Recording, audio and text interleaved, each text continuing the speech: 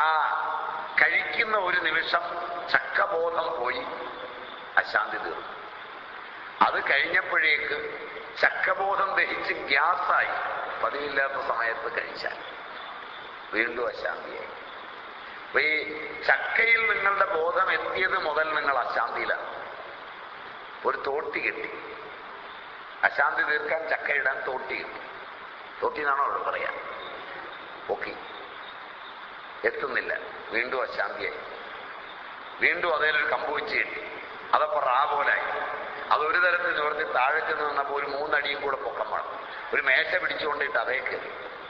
ഈ സമയത്തൊക്കെയുള്ള അശാന്തിയും അറിയാം, കാല് പൊടിയാം, ഇതൊക്കെ ഉണ്ട്. ഒടുവിൽ ഇത് ഇട്ടുകൊണ്ടത് ഇട്ടപ്പോ കൃത്യം തലയെ വീഴാം, താഴെ നിന്നായിരുന്നു എത്തിക്കാൻ വേണ്ടി.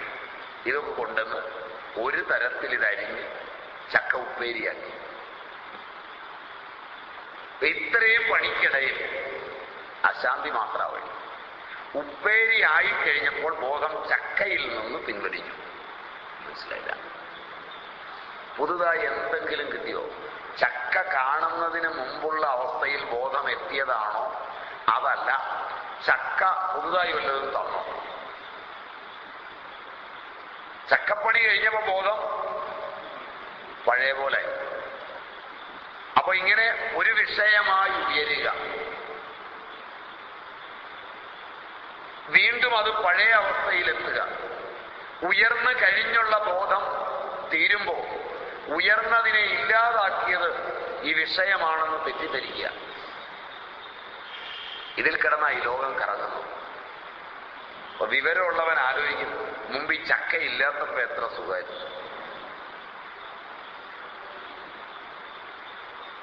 നമ്മൾ പഠിക്കുന്നത് അങ്ങനെയല്ല. നമ്മൾ പഠിക്കുന്നത് നേരെ തിരിച്ചാ. ഓരോന്നിനും സാധനങ്ങൾ കൊണ്ട് സംതൃപ്തമാകാമെന്ന് വിചാരിച്ചാ ഓടുന്നത്. അവസാനം ഇതെല്ലാം കൂടിയാണ് നമ്മളെ കൊടുക്കുന്നത്.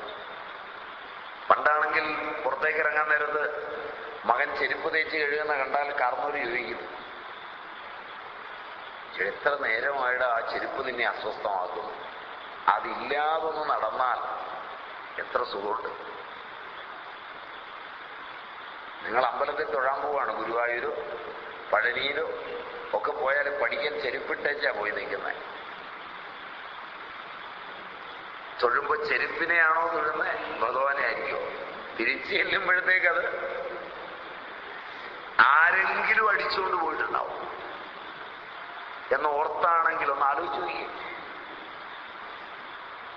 പണ്ട് കാർന്നവന്മാര് പറഞ്ഞു കൊടുക്കുക, മോനെ ഏതൊന്നും കൂടി വേണ്ട എന്ന് വെക്കുമ്പോഴാണ് നീ തൃപ്തനാവുക.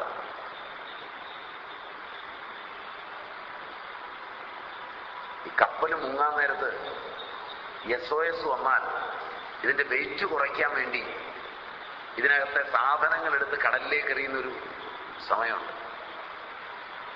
കേട്ടിട്ടില്ല? കാരണം ഈ ഭാരം കുറച്ച് അക്കരെ എത്താനുള്ള ശ്രമമാണ്. ഇങ്ങനെ ഇതെല്ലാം വലിച്ചു കയറ്റി ഇതിൻ്റെ ഒരു വാട്ടർമാർക്കുണ്ട്. കേട്ടിട്ടില്ല? കപ്പലിൻ്റെ ഒരു വാട്ടർമാർക്കുണ്ട്.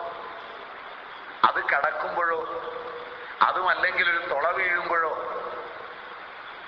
ഇത് മുങ്ങും എന്ന് തോന്നിയാൽ, ഒരു വേള അക്കരെ എത്താൻ ഇത് കളഞ്ഞാൽ മതി എന്ന് തോന്നിയാൽ വലിച്ചെറിയുന്നത് പോലെ എപ്പോഴാണോ ഈ ഭാരമെല്ലാം ഒന്ന് വലിച്ചെറിയുന്നത്,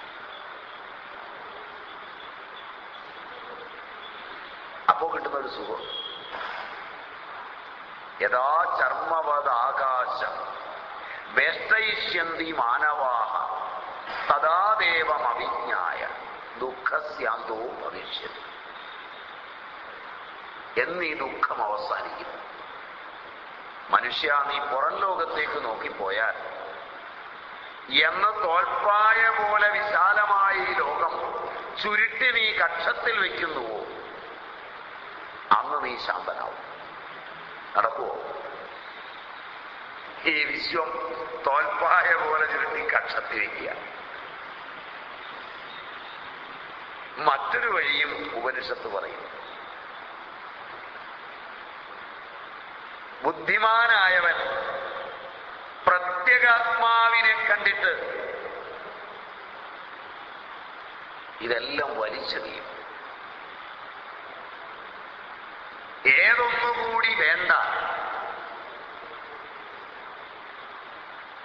വേണം എന്ന് തോന്നുന്ന നിമിഷം മുതൽ എന്താണ്? അസ്വസ്ഥയ. അതെനിക്ക് വേണ്ടെന്ന് തീരുമാനിച്ചു കഴിയും, സുഖമായി. എതിർച്ചയാ വന്നു എങ്കിൽ വന്നോട്ടെ, ഞാൻ ഇവിടുന്ന് ഇളകാൻ തയ്യാറല്ല. എത്ര വേണ്ട എന്ന് വയ്ക്കുന്നുവോ അത്രയും സുഖമാണ്. അത് നോക്കിയാൽ അറിയാം, ഈ കുട്ടിക്കാലത്ത് നോക്കിയാൽ അറിയാം. ചോറ് വിളമ്പുമ്പോൾ അമ്മ ഈ കൂട്ടാനൊക്കെ കൊണ്ടിരുന്ന സമയത്ത് ഒരുത്തനെ ആർത്തി കൂടും, കുറെ കൂടെ വിളമ്പാൻ പറഞ്ഞ് ബഹളമൊക്കെ. അപ്പോഴമ്മയുടെ പ്രകൃതി കയറിയിട്ട് പറയും, നിനക്ക് മാത്രം തിന്നാൽ മതിയോ, എല്ലാവർക്കും കൊടുക്കണ്ടേ, അത് മതി. അപ്പൊ അവനെ നേരത്തെ കണ്ടിട്ട് അമ്മ ഒരു കാര്യം ചെയ്യും, ആദ്യം ഒരു അര സ്പൂൺ വിളക്കും. അപ്പോഴേക്ക് ഇവൻ കോപിച്ച് വശാകുമ്പോൾ 1 സ്പൂണൂടെ കൊടുക്കും. ഞാൻ 4 പ്രാവശ്യമായി വിളമ്പും. അമ്മ ഈ 4 പ്രാവശ്യം വിളമ്പിയത് മറ്റൊരു 1 പ്രാവശ്യം വിളമ്പാൻ പോകുന്ന സാധനം തന്നെയാണ്. അമ്മയും മോശമല്ല. അമ്മ ഇവന് 4 പ്രാവശ്യം പിന്നെ ദേഷ്യപ്പെട്ടു ഇട്ട് കൊടുക്കുന്നത്. മറ്റവന് വിളമ്പുമ്പോൾ സൗമ്യമായിട്ട് ഒറ്റ വിളമ്പാണ്, അതിവന് കൊടുത്തതിനേക്കാൾ അല്പം കൂടുതലുണ്ടാവും. അവനത് ചോറ് കൊണ്ട് മൂടിയിട്ട് അമ്മ പോയി ബാക്കി കറി എടുത്തു വരുമ്പോൾ അവന് വിളമ്പി എന്നുള്ളത് അമ്മയെ അറിയില്ല. അതാണ് എൻ്റെ രസം. ഇവന് വിളമ്പിയതൊക്കെ അമ്മയ്ക്കറിയാം. 3 പ്രാവശ്യം വിളമ്പി, 4 പ്രാവശ്യം വിളമ്പി, നിനക്ക് ഞാൻ തന്നതാണ്. മറ്റവന് തന്നോ തന്നില്ലയോ എന്ന് അമ്മയ്ക്ക് തന്നെ സംശയം. അപ്പൊ അവനൊരു കാര്യം ചെയ്യും, ചോറ് മാന്തി കൊടുത്ത ആഹാരം മൂടിയിട്ടിട്ട് അമ്മ രണ്ടാമത് മറ്റേ പലഹാരം കൊണ്ടുവന്ന് വിളമ്പുന്ന സമയത്ത് ഇതമ്മ കാണാതിരിക്കുമ്പോൾ, ഞാൻ നിനക്ക് തന്നില്ല, മറന്നുപോയില്ലെന്ന് ചോദിച്ച് അവൻ ചോദിക്കണ്ട, അമ്മ കൊണ്ടുവന്ന് ഒന്നുകൂടെ വിളമ്പും. തന്നായിരുന്നു, ഞാൻ കഴിച്ചായിരുന്നു അമ്മ എന്ന് അവൻ സത്യവും ചിലപ്പോൾ പറയും, കഴിച്ചിട്ടില്ല, മൂടിയിട്ടിരിക്കുക. പക്ഷെ അമ്മ ഒന്നുകൂടെ വിളമ്പും. അപ്പൊ ഇവൻ ഈ രണ്ടാമത് വിളമ്പിയതും ആദ്യം വിളമ്പിയതും കൂടെ മറ്റവന്റെ ഇലയിലേക്ക് അമ്മ മാറിപ്പോകുമ്പോൾ അവൻ കൊടുത്താൽ അവന്റെ ആർത്തിയും ആ പരാക്രമവും കണ്ടിട്ടുണ്ടോ? ഇല്ല. കണ്ടിട്ടുണ്ടോ? ഇല്ല. നിങ്ങൾ അവനേക്കാൾ പരാക്രമത്തിൽ ഇപ്പുറത്ത് നിൽക്കുമ്പോൾ കുട്ടിക്കാലത്ത് എൻജോയ് ചെയ്യാൻ പറ്റിയൊരു ബിംബമാണ്. കാരണം ഏതൊന്നും വേണ്ട എന്നങ്ങ് വിചാരിച്ചാൽ വല്ലാത്തൊരു സുഖമാണ്. ഏതൊന്നും കൂടെ കിട്ടണം എന്ന് ആഗ്രഹിച്ചാൽ അതീവ ദുഃഖം. വിദ്യാഭ്യാസം അതായിരുന്നിരുന്നെങ്കിൽ ഇന്ന് നാം വളരെ ഉയരങ്ങളിലെത്തിയത്. പക്ഷെ നമ്മൾ ഏതൊക്കെ കൂടെ കിട്ടും എന്നുള്ളതിന്റെ ഓട്ടത്തിലാണ്. അതുകൊണ്ടായി ദുഃഖം മുഴുവൻ. അതുകൊണ്ട് എനിക്ക് ഒന്നേ വേണ്ടൂ, ഇതൊന്നും വേണ്ട. എനിക്ക് വേണ്ടത് നീയും ഞാനും ഒന്ന് തന്നെ എന്ന ഒരറിവ് കൈവരണം. അതൊഴിഞ്ഞ് ഒന്നും എനിക്ക് വേണ്ട. ഹേ ഭഗവൻ, അവിടുന്ന് അറിയുക, നീയും ഞാനും ഒന്നു തന്നെ എന്ന് കൈവരുന്നതിന്നിത് എന്ന്. ആ ഞാനും നീയും ഒന്നു തന്നെ എന്ന് അനുഭവിക്കണമെന്നല്ലാതെ, അല്ലയോ ദൈവമേ അങ്ങ് അറിയുക, നീയും ഞാനും ഒന്നു തന്നെ എന്ന് കൈവരുന്നതിന്ന് ഇത് എന്നി, എന്നിയേ എന്നി, അതല്ലാതെ ഞാനും നീയും ഒന്ന് തന്നെയാണെന്നല്ലാതെ വേറെ ആഗ്രഹം, കാംക്ഷിതം അടിയനില്ല, എനിക്കില്ല. ഒറ്റ ആഗ്രഹമേ ജീവിതത്തിലുള്ളൂ, നീയും ഞാനും ഒന്നാണ്. അതറിയണം. അത് കൈവരുന്നതല്ലാത്ത ഒരാഗ്രഹവും, നീയും ഞാനും ഒന്ന് തന്നെ എന്ന് അനുഭവിക്കണമെന്നല്ലാതെ, ആ അനുഭൂതി കൈവരണമെന്നല്ലാതെ ഈ ജീവിതത്തിൽ വേറെ എന്തെങ്കിലും വേണമെന്ന് എനിക്കൊരാഗ്രഹമില്ല. മറ്റുമുള്ളതൊക്കെ വേറെ കാമങ്ങൾ, ഇഹത്തിലും പരത്തിലുമുള്ള വേറെ ആഗ്രഹങ്ങളെല്ലാം ഇഹത്തിലെ ആഗ്രഹങ്ങൾ, പരത്തിലെ ആഗ്രഹങ്ങൾ, സ്വർഗാദി ആഗ്രഹങ്ങൾ, ഇഹപരകളിലെ ആഗ്രഹങ്ങളാണ് വിവേകത്തിന് തടസ്സം, വൈരാഗ്യത്തിന് തടസ്സം. ഇഹ അമുത്ര ഫലഭോഗ വിരാഗത, നിത്യ അനിത്യ വസ്തു വിവേക. നിത്യവും അനിത്യവും തിരിച്ചറിഞ്ഞു ആദ്യ ഭാഗത്ത്. നിത്യം അങ്ങാണ്, അനിത്യമാണ് ജഗത്ത്. ഈ ആയുസ് നഷ്ടപ്പെടുന്നു, അനിത്യമാണ് ഈ ജഗത്ത്. ഈ ജീവിതം തന്നെ അനിത്യമാണ്, അങ്ങ് നിത്യനാണ്. നിത്യനായ അവിടുന്ന് വിവേകം കൊണ്ട് ഞാൻ അറിഞ്ഞു. വിരാഗതയ്ക്ക് ഈ ലോകത്തിലോ പരലോകത്തിലോ ഉള്ള, ഇവിടെ എവിടെയാ പരലോകം എന്ന് പറഞ്ഞിരിക്കുന്നത്? അങ്ങും ഇങ്ങുമായി മാനസിക ലോകങ്ങളിലും ജനിമരണങ്ങളുടെ ലോകങ്ങളിലും സ്വർഗാദി ലോകങ്ങളിലും. സങ്കല്പമൊക്കെ ലോകമാണ്. ആ സങ്കല്പത്തിനും അനുഭവമുണ്ട്. അത്രൈഷ ദേവ സ്വപ്നേ മഹീമാനം അനുഭവതി യദൃഷ്ടം ദൃഷ്ടം അനുപശ്യതി ശ്രുതം ശ്രുതമേവ അനുശൃണോതി ദേശദിഗന്ധരശ്ച പ്രത്യനുഭൂതം പ്രത്യനുഭവതി. ദൃഷ്ടം ച അദൃഷ്ടം ച ശ്രുതം ച അശ്രുതം ച അനുഭൂതം ച അനനുഭൂതം ച സച്ച അസച്ച സർവം പശ്യതി സർവഃ പശ്യതി. സ്വപ്നവും ലോകമാണ്. ആ ലോകവും ഗംഭീരമാണ്.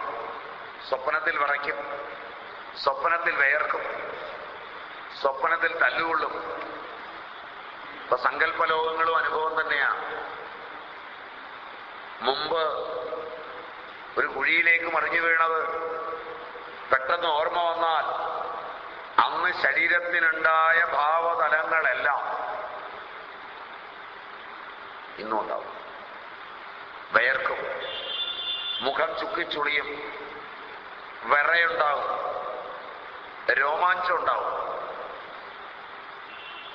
ഒക്കെ കാണിക്കും മറ്റൊരാളെ. ഇപ്പോഴും എനിക്ക് രോമാഞ്ചം ഉണ്ടാവും, ഞാൻ അന്ന് പെട്ടുപോയത്. സാധനമൊന്നുമില്ല, എന്നും നിലനിൽക്കുന്നത്. അപ്പൊ അത്ര വലിയ ലോകങ്ങളുണ്ട്. മാനസിക ലോകങ്ങൾ, ഈ ലോകങ്ങളെല്ലാം. അപ്പോ അങ്ങല്ലാതെ വേറൊന്ന് എനിക്ക് വേണ്ട, അടിയനില്ല. ശൈവമൊന്നൊഴിഞ്ഞ് ശിവമല്ലാതെ മറ്റുമുള്ളതൊക്കെ വേറെ കാമങ്ങൾ, ഇഹത്തിലും പരത്തിലുമുള്ള കാമങ്ങൾ. അങ്ങുമിങ്ങുമായി വലഞ്ഞുഴന്നിടുന്ന വഴി, ജനിമരണങ്ങൾ ഉണ്ടാക്കി വലയുന്ന വഴിയാണ്. അതെല്ലാം ജനനവും മരണവും ഉണ്ടാക്കുന്ന വഴിയാണ്. അതും നിനക്കിൽ നീ. ആലോചിച്ചു നോക്കിയാൽ അതും നീ തന്നെ. നീ അല്ലാതെ വേറെ ഏതാ ഉള്ളേ? ആ കാമവും കൂടി നീയാണ് ഭഗവൻ. ആ നിലയിൽ നിന്നെ കിട്ടിയാൽ പിന്നെ ഇതെല്ലാം കിട്ടിയില്ലേ? പിന്നെന്തിനാ വേറിട്ട്? വെണ്ണയുണ്ടെങ്കിൽ നറുനെയ് വേറിട്ട് കരുതേണമോ? വിദ്യയുള്ളവന് വേറെ വസ്തുക്കൾ കയ്യിൽ കരുതണോ എന്നൊക്കെ പണ്ട് ചോദിക്കുന്നത് ഈ അർത്ഥത്തിലാണ്. ഈശ്വരനായ അവിടുന്ന് അടിയനും ഒരേ ബ്രഹ്മവസ്തു എന്ന് തന്നെ അനുഭവിച്ചറിയുകയല്ലാതെ മറ്റൊന്നും എനിക്കില്ലെന്ന് ഹേ ഭഗവാൻ അവിടുന്ന് മനസ്സിലാക്കിയാൽ എനിക്ക് ഈ ലോകത്തിലെ ഒന്നും തരണ്ട. നചികേതസ് പറഞ്ഞ പോലെ തവൈവ വാഹാസ്തവ നൃത്യഗീതേ. യമൻ വന്ന് പറഞ്ഞു, നൃത്തങ്ങൾ, ഗീതങ്ങൾ, അപ്സരസുകൾ, സ്വരസുന്ദരിമാർ, സ്വത്ത്, പശു എല്ലാം പറഞ്ഞു. നചികേതസ് അതിലൊന്നും കുലുങ്ങിയില്ല. നചികേതസ് പറഞ്ഞു, തവൈവ വാഹാസ്തവ നൃത്യഗീതേ. ഒക്കെ അങ്ങയോടൊപ്പം ഇരിക്കട്ടെ. ദൃഷ്ടനഷ്ടങ്ങളെന്ന് അങ്ങ് പറഞ്ഞ ഇതൊന്നും എനിക്ക് വേണ്ട. എനിക്ക് ആ ഉദരം ഉപാസിക്കുന്നത് മാത്രം കിട്ടിയാൽ മതി. അഖണ്ഡ ബോധത്തെ ഉപാസിക്കുവാൻ പോന്ന അനാഹത ചക്രത്തിലെ ഉപാസന, കഠം,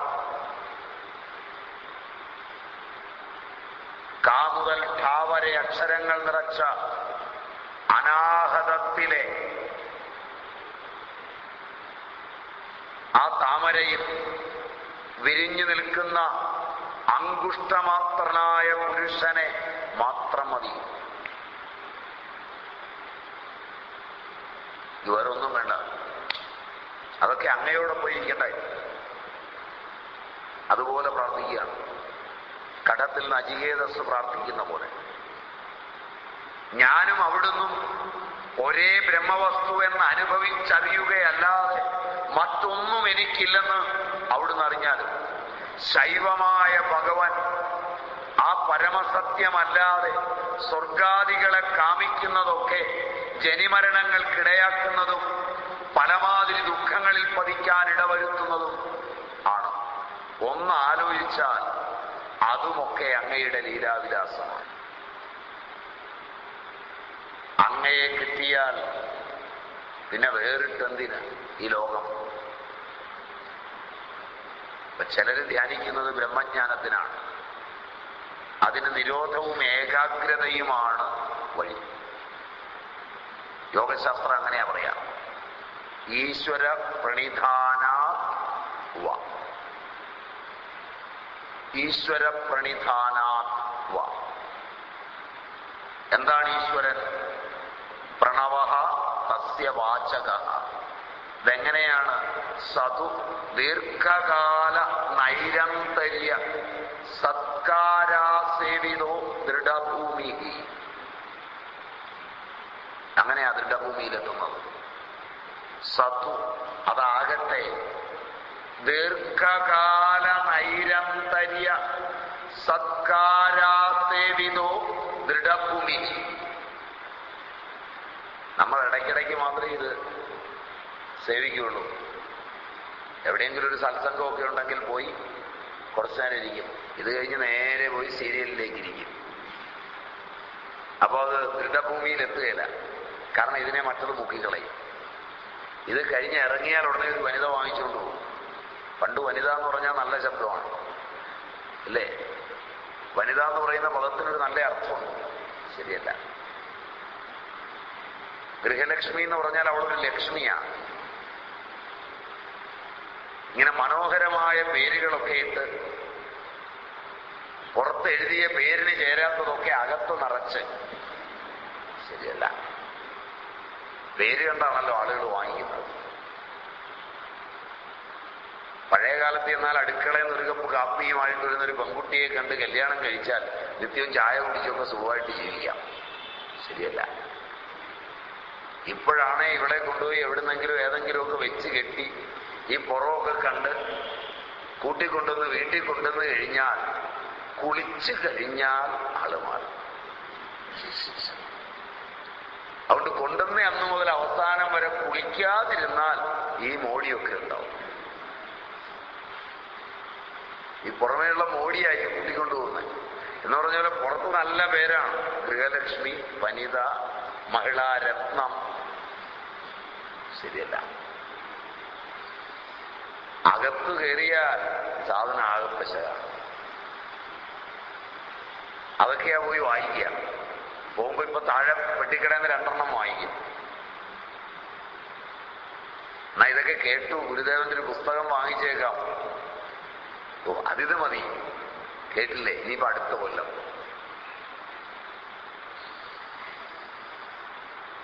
സദാശിവദർശനം പതിവായിട്ടൊന്ന് ചൊല്ലി നോക്കണം. ഇതിവിടെ വെച്ചേച്ച് പോകരുത്. എന്നിട്ടിത് ഉറയ്ക്കണം. ദീർഘകാല നൈരന്തര്യ സേവനം. അങ്ങനെ പൂജിക്കണം. അപ്പൊ അവര് സേവിക്കുന്നതാണ്. എന്നാൽ ചിലരാകട്ടെ ഈശ്വരനെ ഉപാസിക്കുന്നത് കാമനകൾക്ക് വേണ്ടിയാണ്. ഈശ്വരന് അത് തരണം, ഇത് തരണം. അതും തരും.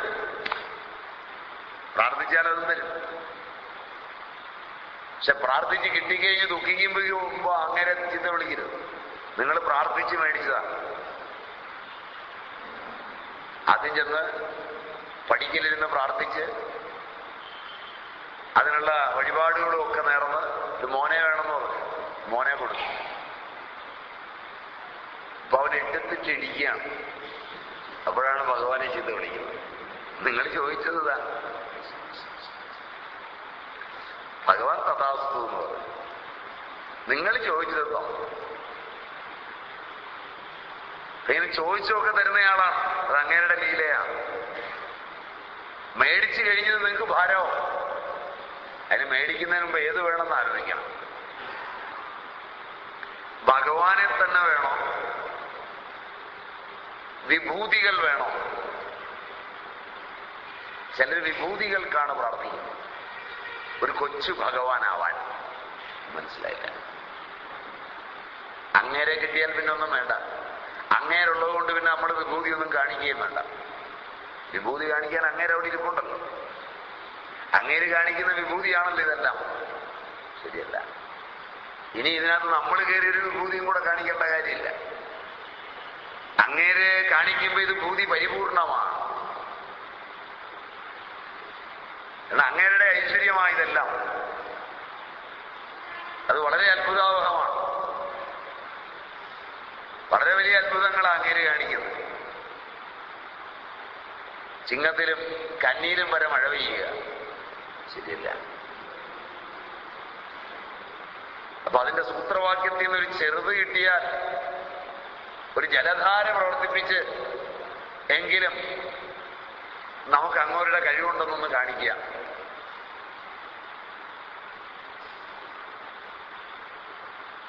അപ്പൊ അദ്ദേഹത്തിന് ഈ വിഭൂതികളൊക്കെ ഉണ്ട്. അതിന്റെ ഒരു അല്പം കിട്ടാനാ ചിലർ ഉപാസിക്കുന്നത്. അത് കിട്ടും.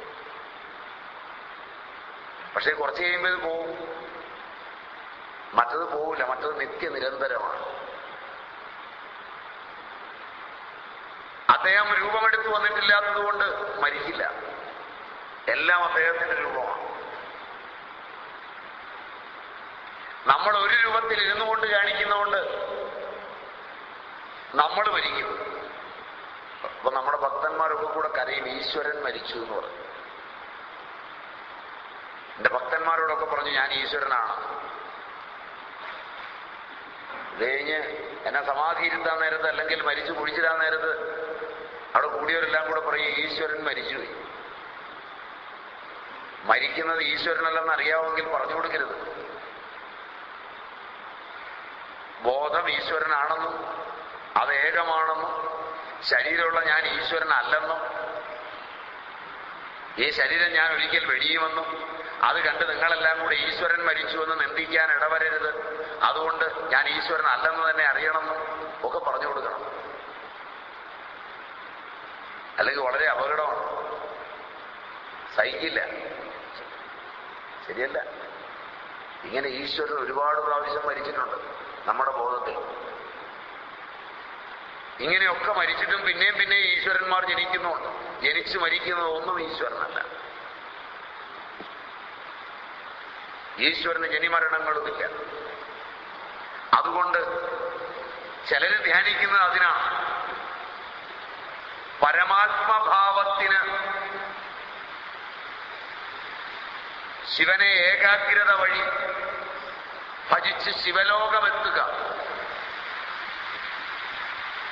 അതിന് സ്വർഗാദി സുഖങ്ങളെല്ലാം ക്ഷണഭംഗുരമാണെന്നറിയുക. അത് ജനിമരണങ്ങളുടെ ലോകമാണെന്നറിയുക. അതുകൊണ്ട് ഈശ്വര, എനിക്ക് നീ ഒഴിഞ്ഞ് വേറൊന്നും വേണ്ട. 6 നിനക്കിലിന്തു ചൂടനൊന്നു തന്നെ നീ ഒഴിഞ്ഞു മറ്റെനിക്കു ദൈവമില്ല. പൊൻവിളക്കിളച്ചുമാഴിയെ മനം തുടങ്ങിയെന്നുമെന്നമൊക്കെ നെക്കി നക്കിടും കനം കുറഞ്ഞ മേനിയെ കനിഞ്ഞു വന്ന കന്നലെ നിനക്കിലെന്തു ചൂടനൊന്നു തന്നെ നീ ഒഴിഞ്ഞ് മറ്റെനിക്കു ദൈവമില്ല. പൊൻവിളക്കിളച്ചുമാഴിയെ മനം തുടങ്ങി എന്നുമെന്നമൊക്കെ നെക്കി നക്കിടും കനം കുറഞ്ഞ മേനിയെ കനിഞ്ഞു വന്ന കന്നലെ. ഇത് നല്ലൊരു ബിംബമാണ്, വളരെ നല്ല ഒരു ബിംബമാണ്. വീണ്ടും ഭഗവാൻ പറയുന്നു, നാരായണ ഗുരുദേവൻ പറയുന്നു, നിനക്കിൽ ആലോചിച്ചു നോക്കിയാൽ, ഈ ജീവിതത്തിൽ ഒരുപാട് കാര്യങ്ങൾ നമ്മൾ ആലോചിക്കാറുണ്ട്. വീട് എങ്ങനെ ഉണ്ടാക്കണം എന്ന് ആലോചിക്കാറുണ്ട്, വസ്തു മേടിക്കേണ്ടത് എങ്ങനെയെന്ന് ആലോചിക്കാറുണ്ട്. അതൊന്നും ആലോചിച്ചിട്ട് കാര്യമില്ലാത്ത കാര്യമാണ്. ഭൗതികങ്ങളായ കാര്യങ്ങളൊന്നും ആലോചിച്ചിട്ടല്ല നടന്നതെന്ന് ആലോചിക്കുന്നവനറിയാം. മനസ്സിലായില്ല? ഭൗതികങ്ങളായ ഒരു കാര്യമെങ്കിലും ആലോചിച്ചിട്ടല്ല നടക്കുന്നത്, യാദൃച്ഛികമായാണെന്ന് ആലോചിക്കുന്നവനറിയാം. രണ്ടാമത്തെ ആലോചനയും ആദ്യത്തെ ആലോചനയും തമ്മിൽ ഇത്തിരി ഭേദമുണ്ട്. ആദ്യത്തെ ആലോചന തൈലധാര പോലെയാണ്, അതുകൊണ്ട് തിരിച്ചറിയാത്തതാണ്. പ്രവാഹ നിത്യത ഉള്ളതാണ്. നിങ്ങൾ വെച്ച വീട്, നിങ്ങളുടെ ജോലി, നിങ്ങളുടെ പഠിപ്പ്, ഇതൊക്കെ എടുത്തു നോക്കിക്കോ. ആദ്യം നിങ്ങൾ ആലോചിച്ചതാണോ, ആ ഒരാലോചനയേ ഉള്ളോ, അതാണോ അവസാനം വരെ നിന്നത്? അതല്ല, ആലോചിക്കുകയും വന്നു ചേരുകയും ചെയ്യുമ്പോൾ ആലോചിച്ചും വന്നു ചേർന്നതിനെ ചേർത്ത് ആലോചിച്ചും ആലോചന ഒപ്പിച്ചെടുത്തതാണോ?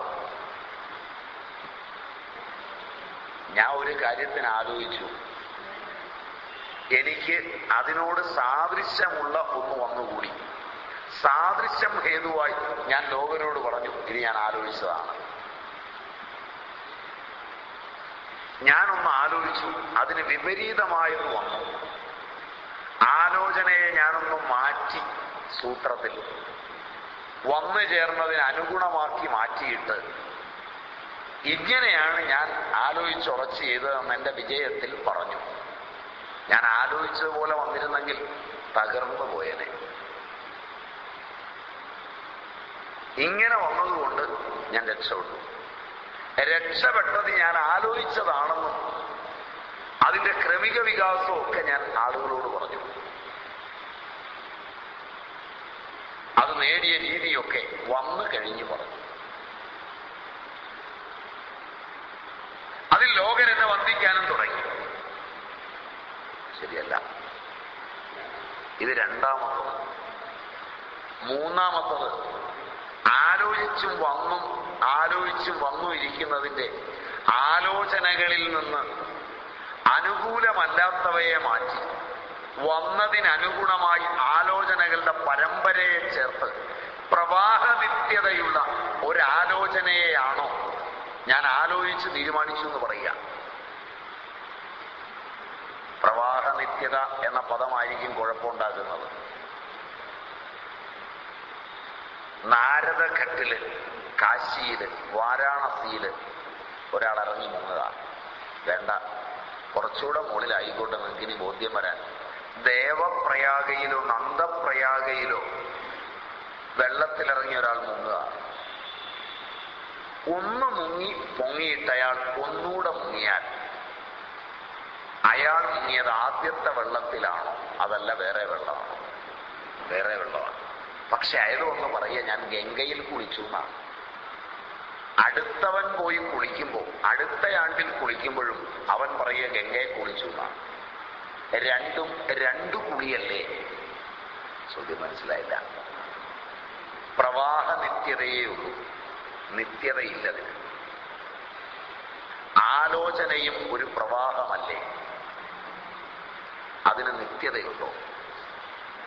നിത്യതയില്ലെങ്കിൽ ആ നൈമിഷിക പ്രവാഹത്തിന്റെ ആലോചനയിലാണ് നമ്മളെല്ലാം ചെയ്യുന്നത്. അപ്പൊ ആലോചിച്ച് ഞാൻ ചെയ്തു, അങ്ങനൊരു ചെയ്തുണ്ടോ? ഈ ലൗകിക ജീവിതത്തില് ഒന്നിനും ആലോചിക്കാനില്ല.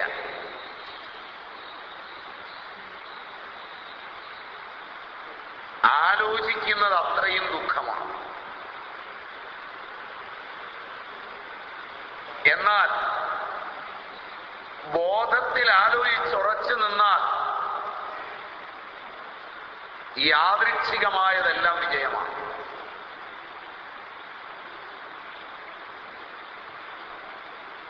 ചിലർ വെറുതെ നടക്കുകയുള്ളൂ. കൂടെ നടക്കുന്നവർ ഒരുപാട് ആലോചിക്കും. ചിലർ വെറുതെ നടക്കുകയുള്ളൂ. കാരണം അവർക്കൊരു സത്യം അറിയാം, അവർക്കുള്ളതൊക്കെ ഇവിടെ ഇരിപ്പുണ്ട്.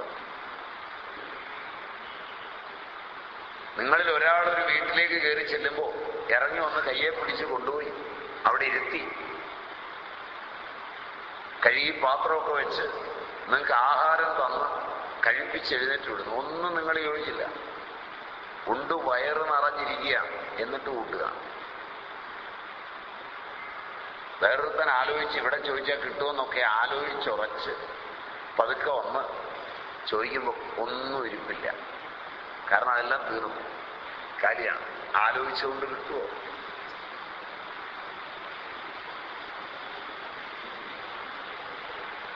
ഒരു ഇന്റർവ്യൂവില് ഒരുത്തനിരിക്കുമ്പോ ചോദ്യത്തിന് ഉത്തരം അവൻ തെറ്റിച്ചാ പറഞ്ഞേ, അവന് ജോലി കൊടുത്തു. ശരിയായിട്ട് പറഞ്ഞവന് കൊടുത്തില്ല.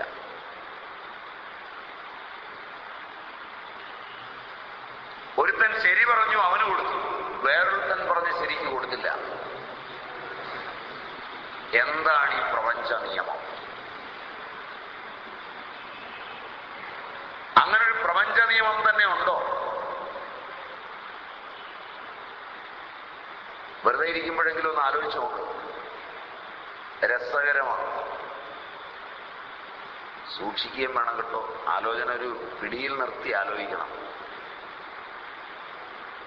ഇല്ലെങ്കിൽ വീട്ടിലുള്ളവർ ചിലപ്പം കൊണ്ടുപോകും. ആലോചിച്ച് ചിലപ്പോൾ പിടിവിട്ടു. ഈ ആലോചനയുടെ കട്ട് വിട്ടുപോയി കഴിഞ്ഞാൽ ചിലപ്പോൾ നിങ്ങൾ അറിയാതെ ചിരിച്ചു പോകും. അപ്പോഴായിരിക്കും വീട്ടുകാരെങ്കിലും കയറുമെന്ന് കാണുന്നു. വെറുതെ ഇരുന്ന് ചിരിക്കുന്നു, ഒരു മാറി നിന്ന് നോക്കും, ആരോടോ ആംഗ്യം കാണിക്കുന്നു. ഇതെല്ലാം ഈ ബോഡിയിലേക്ക് വരും. ആലോചനയെല്ലാം ആരോടോ ആംഗ്യം കാണിക്കുന്നു, വെറുതെ ഇരുന്ന് വർത്തമാനം പറയുന്നു. നീ ഒന്നിന്ന് നോക്കി, അവനാ മുറിയിൽ നിന്ന് എന്തോ കാണിക്കുന്നതെന്ന്. കുഴപ്പമില്ലായിരുന്നല്ലോ, ഇന്നലെ വരെ യാതൊരു കുഴപ്പമില്ലായിരുന്നു. സദാശിവ ദർശനം കേട്ട് കഴിഞ്ഞ് വന്ന് തുടങ്ങിയതാണ്. സൈക്യാട്രിസ്റ്റിനെ പണിയാവുക, വളരെ സൂക്ഷിക്കണം. അതുകൊണ്ട് ആലോചനയെ ചരട് വിടാതെ പിടിക്കണം. അങ്ങനെ ആലോചിച്ച് നോക്കിയാൽ ഒരു കാര്യം ബോധ്യമാവും. ലൗകിക കർമ്മങ്ങളൊക്കെ ആലോചിക്കേണ്ടാത്തതാണ്.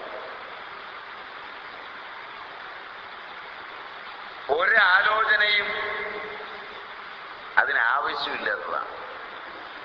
അവശ്യം വന്നാൽ ചെയ്താൽ മതി എന്നുള്ളതാണ്. അത് ഈ ചില വീട്ടിലെ അമ്മമാരുണ്ട്, അവർക്ക് ആലോചനയൊന്നുമില്ല. വിശക്കുന്നു, അവരുടെ ആഹാരം കയറി ഉണ്ടാക്കും. അവരെ കയ്യിൽ കിട്ടിയ ചുറ്റുമുള്ള സാധനം, വിശക്കുമ്പോൾ ആഹാരത്തിന് റോ മെറ്റീരിയൽ വേണം. വീട്ടുമുറ്റത്തുനിന്ന് പറിച്ച് തകരയും ചെയ്യുമ്പോൾ താളുമൊക്കെ പറിച്ചു കൊണ്ടുവന്ന് ഒരു സാധനം ഉണ്ടാക്കി കൊണ്ടുവന്ന് വെച്ച് തരും. ഗ്യാസും ഇല്ല, അൾസറും ഇല്ല, പരമാനന്ദ സുഖമായി കഴിച്ചിറങ്ങിപ്പോരാ. ഇന്നയാള് വരുന്നുണ്ട് എന്ന് പറഞ്ഞ് ആലോചിച്ച് ലഡുവും ജിലേബിയും പ്രത്യേകമായിട്ട് വെണ്ടയ്ക്ക വഴറ്റി മനസ്സിലായില്ല. വഴറ്റിയ വെണ്ടയ്ക്കയിൽ മുളകും മല്ലിയും ഒക്കെ വറുത്തരച്ച് കൂടെ ഉണ്ടാക്കി കൊടുക്കും. ഇതാലോചിച്ചുണ്ടാക്കിയ സാധനമാണ്. കഴിച്ചെഴുന്നേക്കുന്നത് മുതൽ വയറ് കേടാവും. ആലോചിച്ചുണ്ടാക്കിയതാണ്. ആലോചിച്ചുണ്ടാക്കുന്നതെല്ലാം നമ്പൂരി ആലോചിച്ച പോലെ. മനസ്സിലായില്ല. തിരുമേനി ആലോചിച്ചറിയില്ല. ഒരു ദിവസം ആളുകൾ നോക്കുമ്പോ ഒരു മഹിഷത്തിന്റെ 2 കൊമ്പിനിടയിൽ നമ്പൂരിയുടെ തല, നമ്പൂരി കാലിട്ടടിക്കുകയാണ്. അപ്പോഴാണ് ആളുകൾ കൂടി വടമൊക്കെ എറിഞ്ഞ് പിടിച്ചു കെട്ടി കൊമ്പറത്ത് പുറത്തിറക്കിയപ്പോ ചോദിച്ചു, തിരുമേനി എന്ത് അബദ്ധമാ കാണിച്ചത്? ഈ മഹിഷത്തിന്റെ ഇടയിൽ തല കയറ്റിയത് ഓടിച്ചെന്ന് കയറ്റിയതാ. 2 ദിവസം ആലോചിച്ച ഇതിനിടയിൽ എങ്ങനെ കയറുമെന്ന് നോക്കി. ഒരർത്ഥത്തിൽ നിങ്ങൾ ഈ കർമ്മരംഗത്ത് ആലോചിക്കുന്നത് മുഴുവൻ ഇതിനാണെന്നാണ് വെടിവട്ടത്തിൽ അവർ പറഞ്ഞത്. വെടിവട്ടം കൂടുമ്പോൾ ഇങ്ങനെയുള്ള ചില തമാശയാ പറയാ. അതിനകത്തുണ്ട് മനുഷ്യ കർമ്മത്തിന്റെ തലം. മനുഷ്യനെല്ലാം ചെയ്യുന്നത് ഇതാണ്. അത് അദ്ദേഹത്തിലാക്കി അദ്ദേഹം തമാശയായി പറഞ്ഞു എന്ന് കൂട്ടിയാൽ മതി. അതാണ് അതിന്റെ ഗാംഭീര്യം. ഒരുപാട് ആലോചിച്ച ഈ വട്ടത്തിനകത്ത് വീഴുന്നത്. നാച്ചുറൽ ആണെങ്കിൽ കുഴപ്പമില്ല, അത് നനയ്ക്കും ആളുകൾ. ഇവിടെ അങ്ങനെയുള്ള നനയ്ക്കലല്ല. നന്നായി ആലോചിച്ചാൽ നിനക്കിൽ ഇന്ദു ചൂടനൊന്നു തന്നെ നീ